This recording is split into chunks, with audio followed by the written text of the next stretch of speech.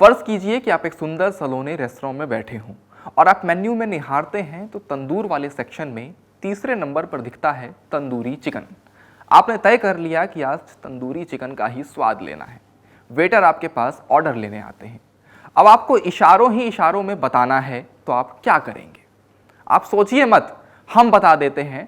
हाथ की उंगलियों से टी का इशारा कीजिए और फिर 3 उंगलियां सीधी रखकर नंबर 3 का इशारा कर दीजिए। वेटर समझ जाएंगे और आपके सामने परोस दिया जाएगा तंदूरी चिकन। अब आप सोच रहे होंगे कि इशारों ही इशारों में प्यार प्यार की बात तो सुनी थी, ऑर्डर कब से दिया जाने लगा इस तरह से? आज की इस वीडियो में बताएंगे इसी के बारे में। नमस्ते, मेरा नाम धनंजय है और आप देख रहे हैं इंडिया टुडे हिंदी। लखनऊ, अहमदाबाद, पुणे, मुंबई और बेंगलुरु में एक रेस्तरां चेन है जिसका नाम है इशारा। प्रशांत इस्सर ने इस रेस्तरां की शुरुआत मुंबई से की थी, जिसके आउटलेट्स अब कई अलग अलग शहरों में खुल चुके हैं। लखनऊ के गोमती नगर एक्सटेंशन जब आप जाएंगे तो वहां फिनिक्स प्लासियो मॉल है। इसी मॉल में इशारा रेस्टोरेंट भी है। यहाँ खाने में आपको वेज नॉन वेज दोनों चीजें मिल जाएंगी। लखनवी नॉर्थ इंडियन से लेकर अमेरिकी डिश तक आपको यहाँ मिल जाएगा।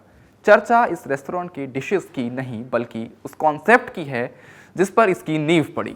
रेस्टोरेंट में काम करने वाले वेटर और अन्य सर्विस स्टाफ मूक बधिर हैं।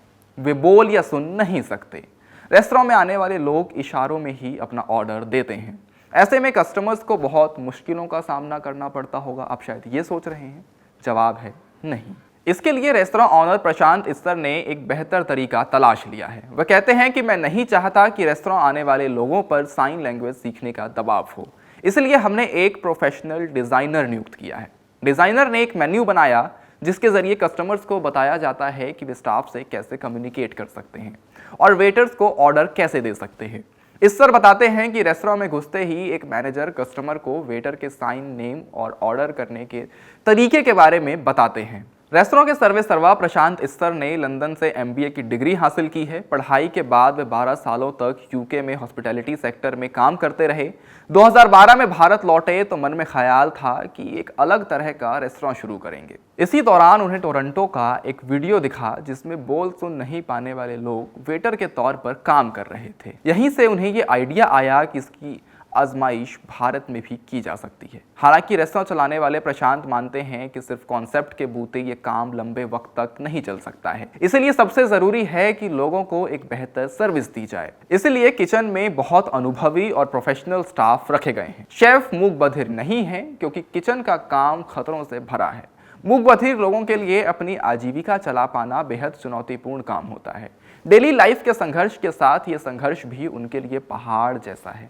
ऐसे में प्रशांत इस्सर का इशारा समाज के उस वर्ग की जिंदगी को कुछ बेहतर बना पाने की ओर है जो हमारे बीच से ही आते हैं।